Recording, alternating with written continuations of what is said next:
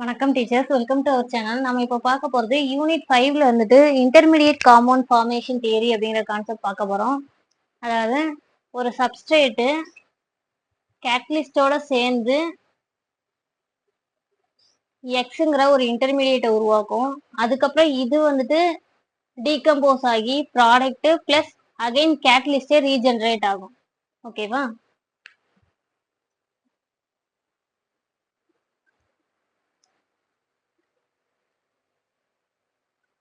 இது வந்துட்டு reverse reaction.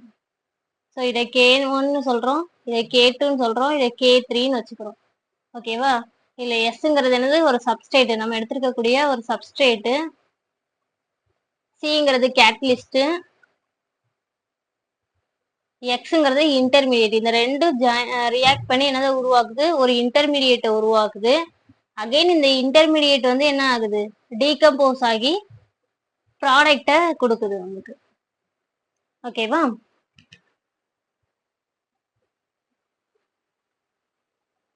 இப்போ ரேட் ஆஃப் ரியாக்ஷன் அப்படின்னு பார்த்தோம்னா அது எதுக்கு ஈக்குவல்? ரேட் ஆஃப் ரியாக்ஷன் அப்படிங்கிறது எவ்வளவு தூரம் ப்ராடக்ட் ஃபார்ம் ஆயிருக்குங்கிறதுக்கு ஈக்குவல், அப்படிதானே? So rate of formation of product, எவ்வளோ ப்ராடக்ட் ஃபார்ம் ஆயிருக்கு அப்படிங்கிறதுக்கு ஈக்குவல்.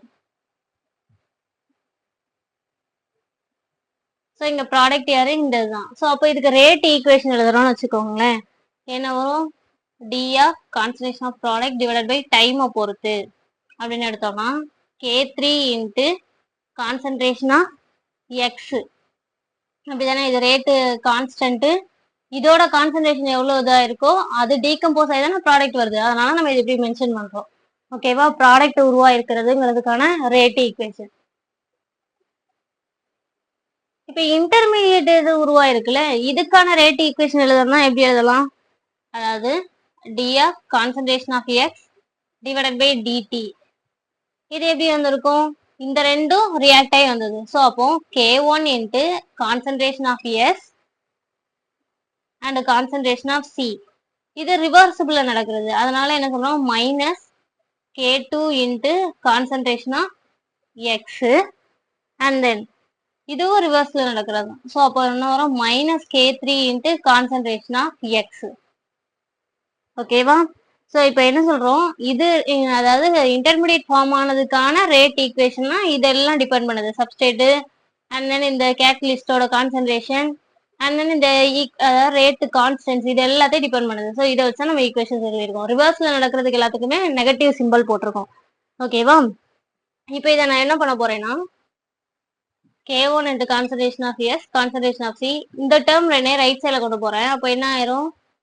லெஃப்ட் சைடில் இங்கே கொண்டு வந்திருக்கோம்னு வச்சுக்கோங்க. அப்போ என்ன ஆயிரும்?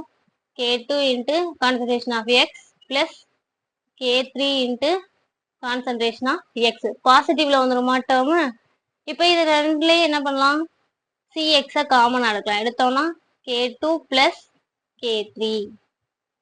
இங்கே K1 into concentration of S, concentration of C. இப்போ எனக்கு இது CX வேணும்னா என்ன பண்ணிக்கலாம்? K1 concentration of S, concentration of C divided by, இங்க மல்டிப்ளைல இருக்க லெஃப்ட் சைடில் வரும்போது டிவைட்ல, ஸோ K2 பிளஸ் K3. ஓகேவா? இப்போ நம்மளுக்கு CX வேல்யூ வந்துட்டு தெரியும். என்னது CXோட வேல்யூ? இதானே? ஸோ அப்போ என்ன வரும்? DCP இந்த DT இன்ட்டு, அதாவது இது கீழே வரும். ஸோ டிவைடட் பை K3 அப்படின்ட்டு வரும். அப்படிதானே? ஸோ இந்த ஈக்குவேஷன்ல வந்துட்டு நம்ம CX வேல்யூ என்ன பண்றோம்? சப்ஸ்டியூட் பண்ண போறோம். ஸோ சப்ஸ்டியூட் பண்ணோம்னா நம்மளுக்கு என்ன வரும்? D of CB divided by DT equal to K3 into K1 concentration of S, concentration of C divided by K2 plus K3. இப்போ நான் இந்த K1, K2, K3 இந்த டேர்ம்ஸ் எல்லாத்தையும் நான் என்னன்னு எடுத்துக்க போறேன்? KCன்னு காமனா ஒன்று எடுத்துக்க போறேன். ஓகேவா? இந்த KCங்கிறது என்னன்னா கேட்டலிட்டிக் கோஎஃபிஷியன்ட் அப்படின்னு சொல்லுவோம். So KC into CS into கான்சன்ட்ரேஷனா C. ஓகேவா? ஸோ இப்போ இந்த ஈக்குவேஷன்ல இருந்து என்ன தெரியுது அப்படின்னு பார்த்தோம்னா ரேட் ஆஃப் ரியாக்ஷன், அதாவது இந்த ப்ராடக்ட் ஃபார்ம் ஆகுறது, அந்த ரேட் ஆஃப் ரியாக்ஷன் வந்துட்டு எதுக்கு டைரக்ட்லி ப்ரொபோர்ஷனலா இருக்கு? எவ்வளவு தூரம் நம்ம கான்சன்ட்ரேஷன் ஆஃப் கேட்டலிஸ்ட் எடுத்திருக்கோம் அதை பொறுத்து இருக்கு. ஓகேவா, கேட்டலிஸ்டோட கான்சன்ட்ரேஷனை டிபெண்ட் பண்ணதா இருக்கு அப்படின்ட்டு சொல்றாங்க. இதான் இதோட கன்க்ளூஷன். ஓகேவா, இதுல இந்த கேசிங்கிறது என்னது, கேட்டலிட்டிக் கோஎஃபிஷியன்ட்.